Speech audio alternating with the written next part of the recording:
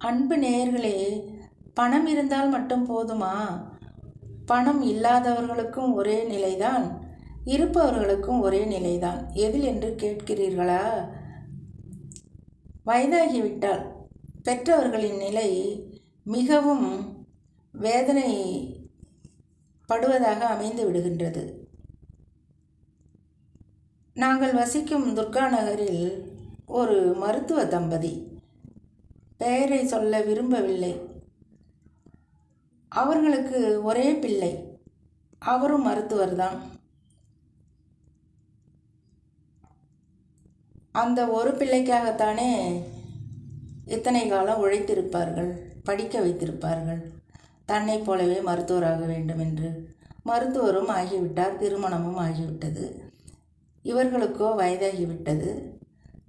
திருமணம் ஆன நாளாகவே இவர்கள் இருவரும் தனித்து விடப்பட்டார்கள்.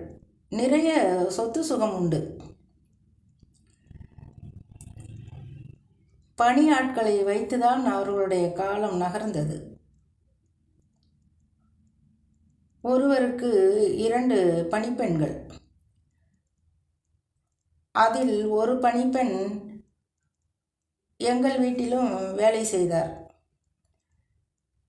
அப்பணிப்பெண் அந்த மருத்துவ தம்பதியரை பற்றி சொல்லும் பொழுதெல்லாம் எனக்கு மனம் வலிக்கும். வீட்டில் ஏதாவது இனிப்பு செய்தால் அந்த பணிப்பெண்ணோ, அம்மா அந்த டாக்டர் வீட்டுக்கு கொஞ்சம் கொடுங்கள் அப்படி என்று கேட்கும் அந்த பெண் பிள்ளை. நானும் கொஞ்சம் கூடுதலாக செய்து கொடுப்பேன். எனக்கு மனம் அடித்து கொள்ளும். அடடா, ஒரு பக்கத்து வீடாக இருக்கக்கூடாதா என்று. பக்கத்து வீடாக இருந்தால் மட்டும் சரி, சிரமம் பாராமல் நம்மால் முடிந்த உதவியை செய்யலாம் என்றாலும், அப்புறம் பிறகு எதற்கு பிள்ளைகள்?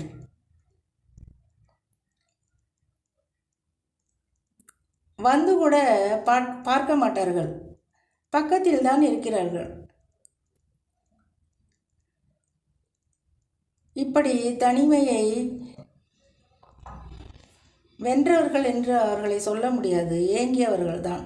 இப்படியே முதலில் பெண் மருத்துவர் காலமானார். அதுவரையில் வராத மருமகள் அவருடைய பட்டுப்புடவைகள், வைர நகைகள் இதையெல்லாம் உடனே எடுத்துக்கொண்டதாக அறிந்து கொண்டேன். பெண் மருத்துவருக்கு பிள்ளை நல்ல விதமாய் காரியம் செய்ததாய் கேள்விப்பட்டேன். துணையில் ஒன்று மறைந்துவிட்டால் இன்னொரு துணை என்ன செய்யும் வயதான காலத்தில்? அந்த ஆண் மருத்துவரோ துணை இழந்து புத்தி பேதலித்தே போய்விட்டார். ஓரிரு மாதங்களிலேயே அவரும் மறைந்து விட்டார். அந்த பொறுப்பில்லாத அவசரகார பிள்ளை 5ஆம் நாளே ஏனோதானோ என்று அவருக்கு காரியம் செய்துவிட்டு அவர்களது காரியத்திலேயே கண்ணாக ஆகி போனார்கள். நாளைக்கு அவருக்கும் இந்த நிலை கட்டாயம் வரும் தானே அன்பு நேயர்களே? எத்தனை உயிர்களை அவர்கள் காப்பாற்றி இருப்பார்கள். அவர்களுடைய பிள்ளையான மருத்துவரும் எத்தனை உயிர்களை இப்பொழுது காப்பாற்றி கொண்டு இருப்பார். காப்பாற்றினாலும் என்ன புண்ணியம் அவருக்கு வந்துவிடப் போகிறது? ஏன் இப்படி பிள்ளைகள் கல்லாக மாறிப்போனார்கள்? இப்படி நாம் வருத்தப்படுகிறோம் அல்லவா? ஏதாவது செய்து கொடுக்க வேண்டும் என்று எண்ணுகிறோம் அல்லவா? இப்படியான எண்ணம்தான் முதலில் முதியோர் இல்லம் வருவதற்கான காரணமாக இருந்திருக்கும். ஆனால் அதுவே இப்பொழுது ஒரு வியாபாரமாகி போனதும் வேதனைக்குரிய விஷயம்தான் அன்பு நேயர்களே.